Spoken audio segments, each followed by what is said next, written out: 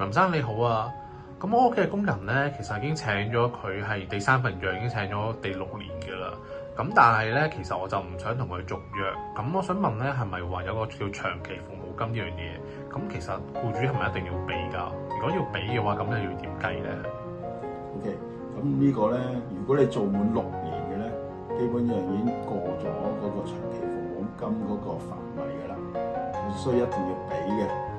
香港法例咧，就係如果超過連續喺你屋企做咗5年或以上咧，就開始有長期服務金嗰個效應嘅。但係個長期服務金點計嘅咧，係每一個月人工或者1年人工平均數，假設佢係5000蚊咁，你乘翻2/3，再乘翻佢嘅年期，服務年期。咁個年期係假設你6年嘅，你咪乘6咯。咁你嗰條數都幾